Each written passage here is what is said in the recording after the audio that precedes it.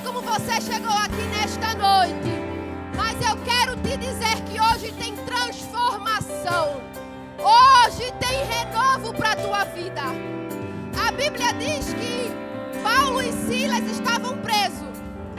E enquanto eles estavam presos, próximo à meia-noite, eles começaram a adorar ao nome do Senhor, a entoar hinos a Deus. E enquanto eles cantavam hinos a Deus, a Bíblia diz que um terremoto, um terremoto chegou naquele lugar e as portas daquela cadeia foram abertas.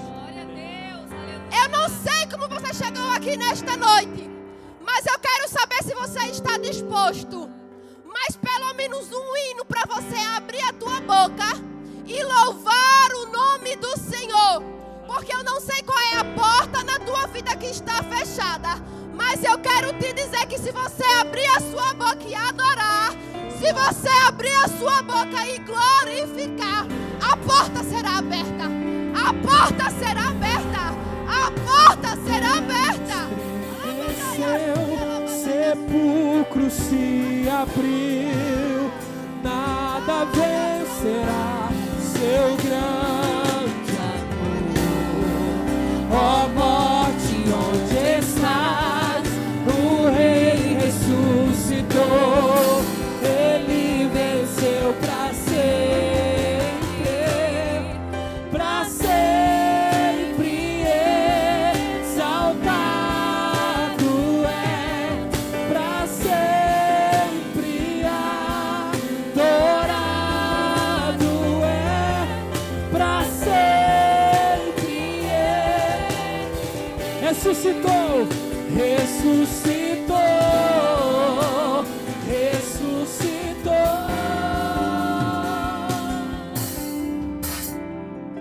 Amém. Glória a Deus. Amém. Chegamos ao momento da palavra do Senhor essa noite. Amém.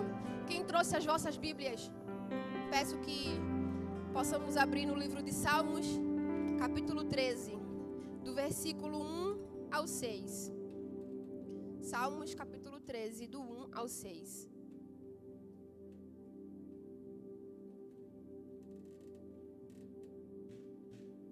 Amém? Posso ler? Todos acharam? O título do capítulo vai dizer assim: Davi, na sua extrema tristeza, recorre a Deus e confia nele. O versículo 1 vai dizer assim: Até quando te esquecerás de mim, Senhor? Para sempre? Até quando esconderás de mim o teu rosto? Até quando consultarei com a minha alma, tendo tristeza no meu coração a cada dia? Até quando se exaltará sobre mim o meu inimigo? Atenta em mim, ouve-me, ó Senhor, o meu Deus. Alumia os meus olhos para que eu não adormeça na morte, para que o meu inimigo não diga, prevaleci contra ele, e os meus adversários não se alegrem, vindo eu a vacilar. Mas eu confio na tua benignidade, e na tua salvação o meu coração se alegrará. Cantarei ao Senhor, porque me tem feito muito bem. Amém? Vamos orar por esta palavra. Senhor, meu Deus e meu Pai, te apresentamos neste momento a tua palavra, Senhor. O que acabamos de ler foi a tua palavra e queremos te pedir que o Senhor venha falar ao coração de cada um de nós que estamos aqui nesta noite. Queremos sair daqui transformados, renovados e cheios pelo poder da tua palavra. Amém? Podeis sentar. Nós acabamos de ler o Salmo, capítulo 13, que como o título do capítulo fala, foi um momento que Davi estava com extrema angústia. Estava num momento de tribulação, um momento de uma tempestade na sua vida. E aqui a Bíblia nos conta que ele começa a questionar o Senhor, perguntando assim: Senhor, até quando o Senhor vai se esquecer de mim? Porque ele até cita, perguntando ao Senhor: até quando esconderás de mim o teu rosto? Ele está querendo dizer assim: Senhor, eu estou me sentindo abandonado. Eu estou sentindo que o Senhor simplesmente escolheu não olhar para mim, não olhar para o meu sofrimento, não se atentar para a dor que eu estou passando. E até quando o Senhor vai virar o teu rosto contra mim? Até quando que os meus inimigos vão rir de mim?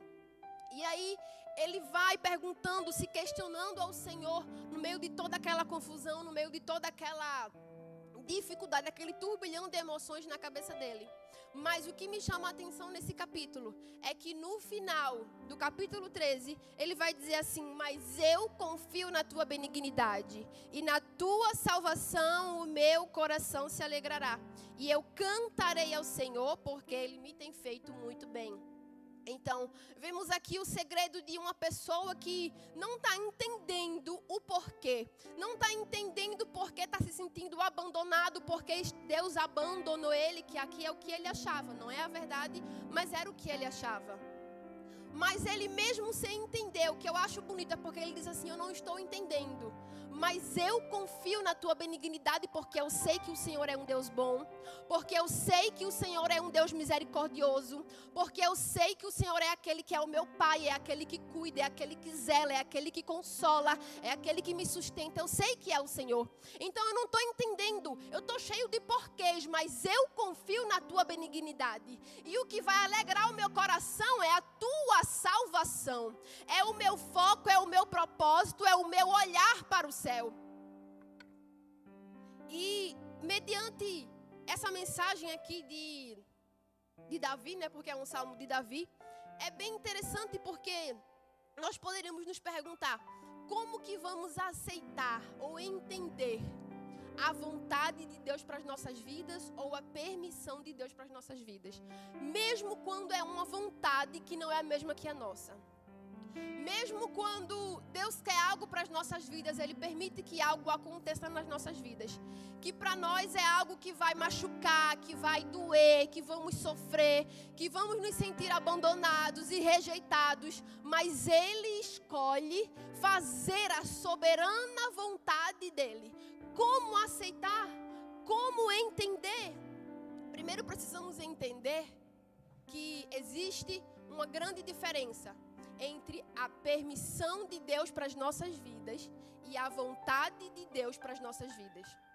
A Bíblia diz que a vontade de Deus ela é boa, perfeita e agradável.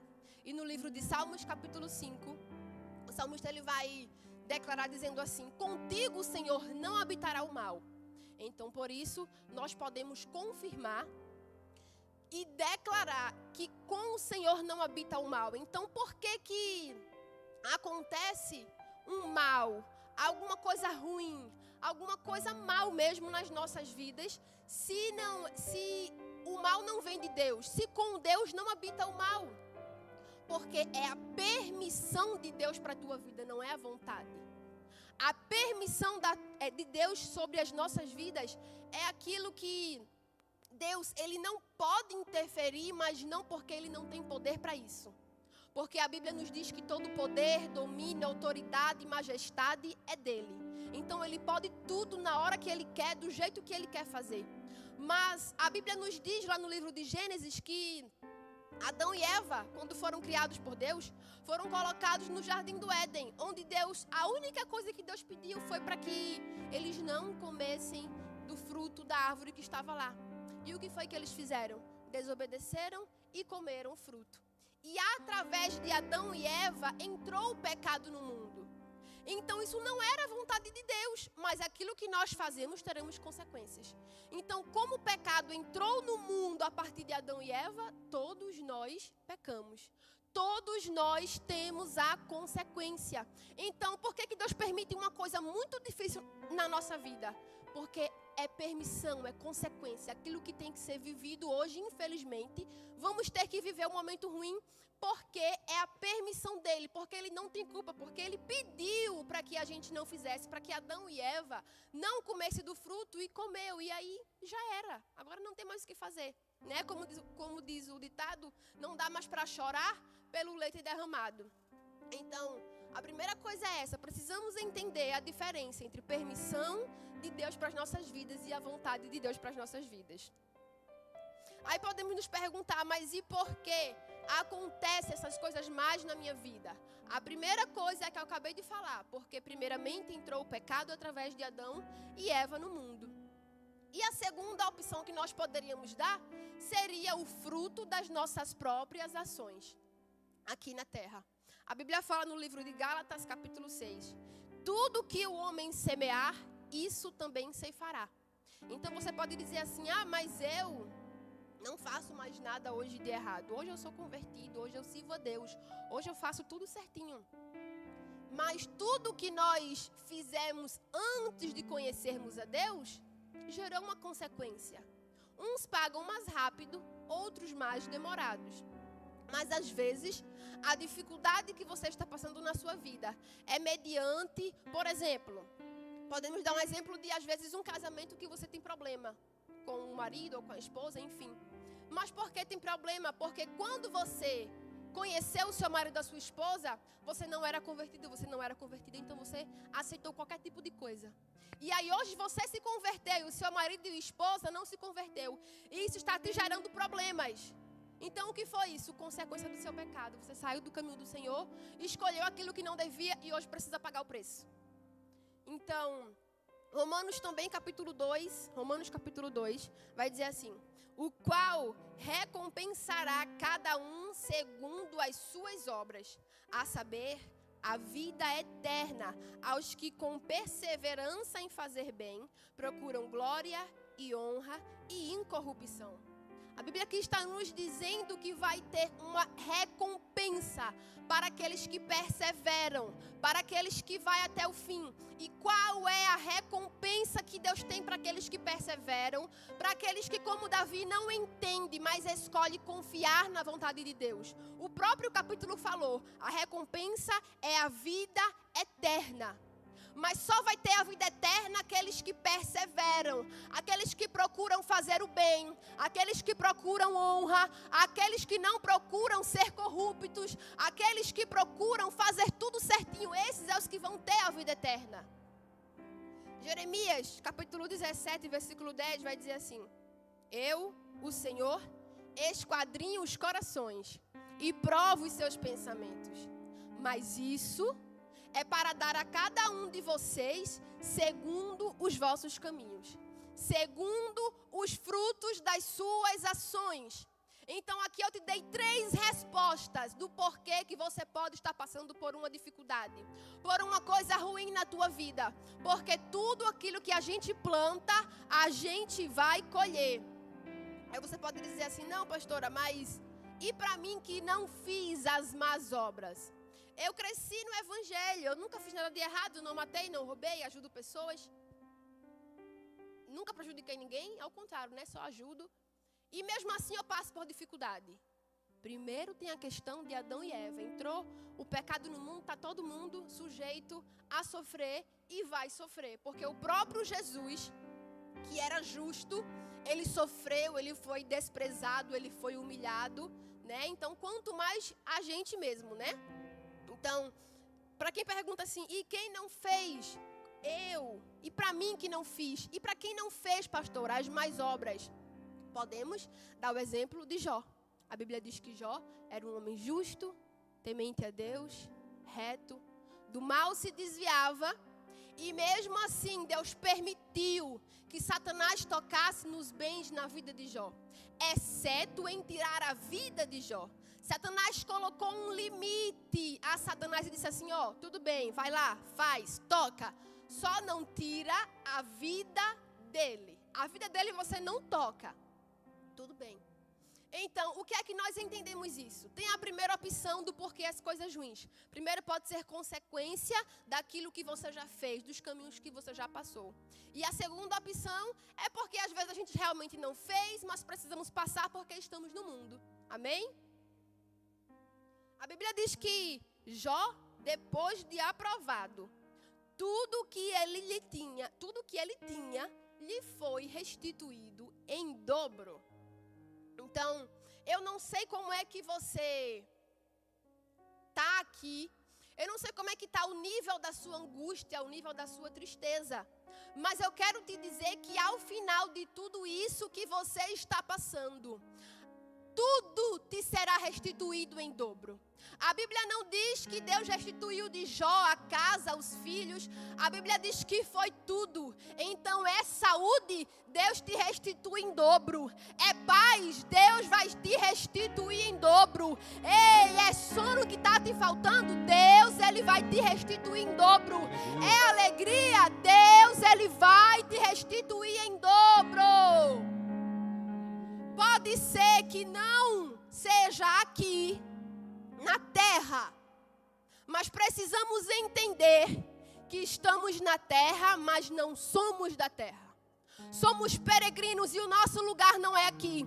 Então precisamos focar no nosso alvo, para que não nos percamos no meio do caminho, com as dúvidas, com as interrogações.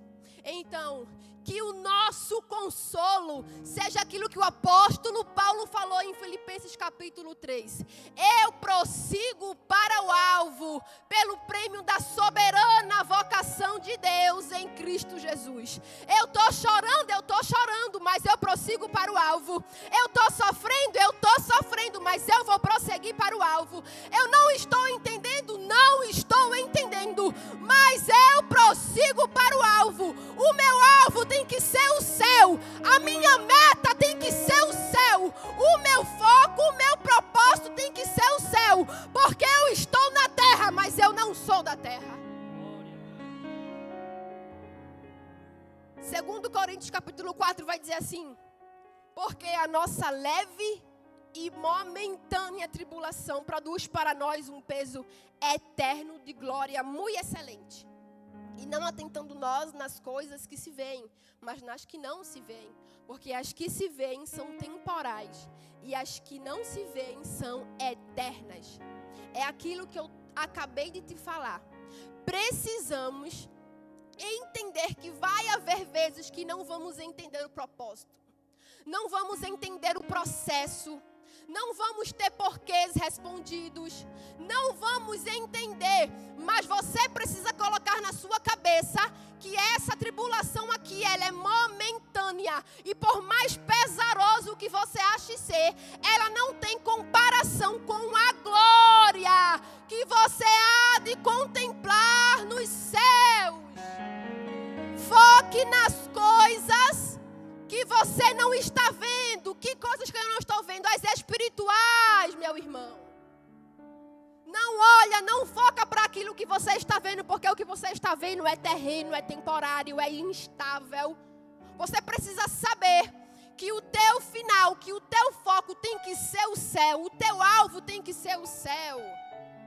Hebreus, capítulo 10 e versículo 35 vai dizer assim: não rejeiteis, pois, a vossa confiança, que tem grande e avultado galardão, porque necessitais de paciência, para que depois de haverdes feito a vontade de Deus, possais alcançar a promessa. Porque ainda há um pouquinho de tempo, e o que há de vir virá e não tardará. Mas o justo, ele vive da fé. E se ele recuar, a minha alma não tem prazer nele.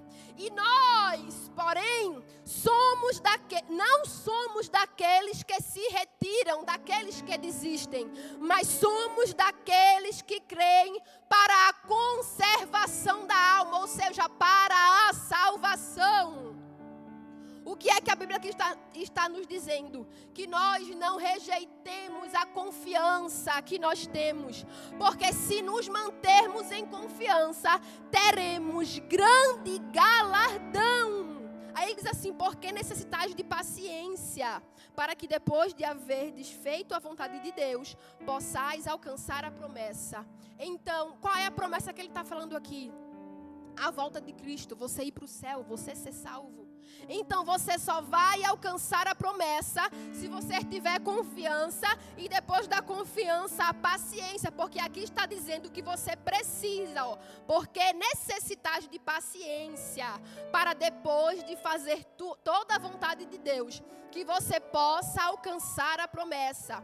Porque ainda um pouquinho de tempo, e o que há de vir virá e não tardará. O que é que mais um pouquinho de tempo virá e não tardará? É Jesus Cristo de Nazaré, que vai voltar sobre as nuvens e Ele vai te chamar. E quando Ele te chamar, nós vamos nos encontrar com Ele nas nuvens.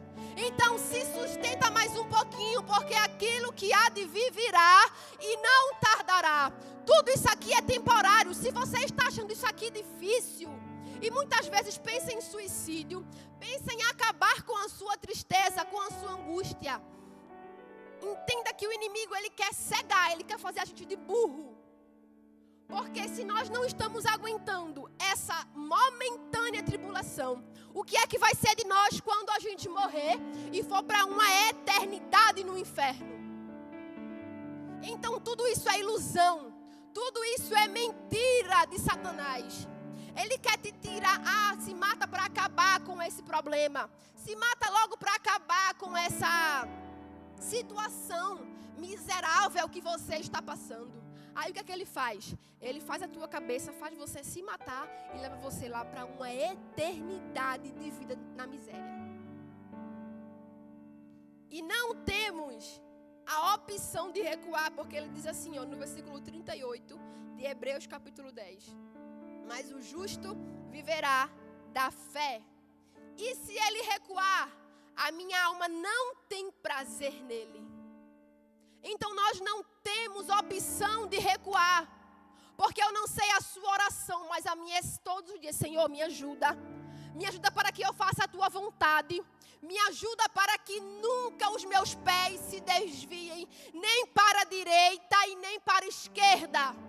Todos os dias da minha vida eu quero estar na tua casa, eu quero estar na tua presença, mesmo sem entender, mesmo chorando, mas eu escolho confiar.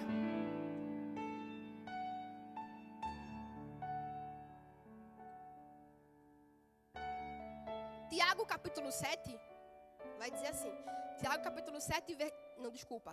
capítulo 5 versículo 7. Sede, pois, irmãos, pacientes até a vinda do Senhor. Eis que o lavrador espera o precioso fruto da terra, aguardando com paciência até que receba a chuva. Sede vós também pacientes, fortalecei o vosso coração, porque já a vinda do Senhor está próxima. Irmãos, não vos queixeis uns contra os outros, para que não sejais condenados, pois o juiz está à porta. Meus irmãos, tomai, por exemplo, de aflição e paciência os profetas que falaram o nome do Senhor. Eis que temos por bem-aventurados os que sofreram. Ouvistes qual foi a paciência de Jó, e vistes o fim que o Senhor lhe deu, porque o Senhor é muito misericordioso e piedoso. O que é que aqui está nos alertando, nos ensinando, nos instruindo? Que tenhamos paciência até a vinda do Senhor. Precisamos de paciência, precisamos de perseverança, precisamos ter o equilíbrio para não sairmos do caminho do Senhor. Aí ele dá um exemplo aqui, eis que o lavrador espera o precioso fruto, aguardando com paciência até que receba a chuva. O que é que ele está dizendo aqui? O lavrador, ele vai lá e faz a plantação dele. Só que ele não consegue ter na mesma hora, ele tem que ter paciência para que quando vem a chuva, dê o fruto. Então precisamos nessa terra aprender a passar pelo processo do tempo. E o que é que vai fazer eu e você conseguir passar por esse processo do tempo? A minha e a tua obediência. A gente só consegue passar pelo processo do tempo. A gente só consegue passar pelo processo de esperar na soberana vontade de Deus, que não é a nossa, se nós tivermos obediência. Aí ele diz assim no versículo 11: temos por bem-aventurados os que sofreram. Ouvistes qual foi a paciência de Jó. Ou seja, você ouviu como Jó foi paciente em meio às suas provações. E você viu o fim que o Senhor lhe deu. Porque o Senhor restituiu de Jó tudo em dobro. Falei no começo da mensagem, porque ele era reto, se desviava do mal, temente a Deus, justo. Então o Senhor, dia após dia, se você tentar dar o seu máximo, ninguém é perfeito. Ninguém é perfeito e ninguém faz nada perfeito. Sem hipocrisia, ninguém é perfeito, né? Todo mundo sabe disso. Mas tentando fazer o seu melhor para Deus, todos os dias, vai chegar o dia que pela misericórdia, pela piedade dele, ele vai te restituir tudo em dobro. E ainda que não seja aqui na terra, como muitas vezes eu e você quer, o que eu quero te alertar nesta noite, não é para coisas terrenas, é para coisas do céu. Que você possa saber que o seu alvo não é aqui, é lá no céu.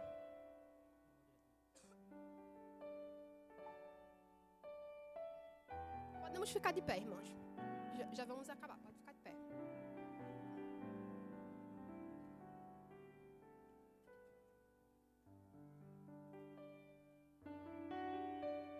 Aí você pode dizer assim: mas, pastora, como é que eu vou fazer quando Deus permite que minha mãe, talvez, meu pai, meu filho, minha filha, um amigo, uma pessoa muito, muito, muito próxima morra? Como é que eu vou entender? Como é que eu vou aceitar isso? Tem coisas, meus irmãos, que não vamos ter explicação, não vai ter entendimento. Mas como é que vai te ajudar a entender, a aceitar um pouco? É alimentando a sua alma com a palavra de Deus, com a verdade da palavra de Deus. Jesus disse sobre si mesmo no livro de João: eu sou a ressurreição e a vida. Quem crê em mim, ainda que esteja morto, viverá. E todo aquele que vive e crê em mim, nunca morrerá. Aí no final ele pergunta assim: crês tu nisso? Aí eu quero perguntar para você nessa noite: crê você nisso? Que aquela pessoa que você tanto amava, que morreu, ele não morreu, ele dorme. Quando o Senhor voltar, que ficar sobre as nuvens, vamos nos encontrar todos com o Senhor nas nuvens. Crê você que ele não morreu? Porque a Bíblia diz que se crê nele, ainda que esteja morto, viverá. E se você estiver vivo e crê nele, você nunca morrerá. Aqueles que estão com o Senhor não morrem. Não morre, não morre. Apocalipse 21. E Deus limpará dos seus olhos toda lágrima. E não haverá mais morte, nem pranto, nem clamor e nem dor. Porque as primeiras coisas já foram passadas. Eu não sei se você sabe, mas Jesus falou sobre si mesmo: eu tenho as chaves da morte e do inferno. Oh, morte, onde está o teu aguilhão? Oh, inferno, onde está a tua vitória?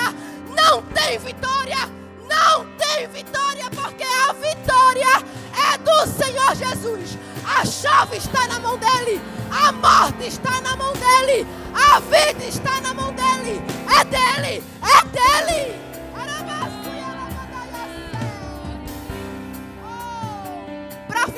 Para finalizar, Mateus 24. Aquele que perseverar até o fim, aquele que perseverar até o fim, este será salvo. Este será salvo. Quem é que vai ser salvo? O que persevera, o que confia, o que descansa, o que obedece, mesmo sem entender, mesmo sem entender. É o meu Deus, e todos hão de ver.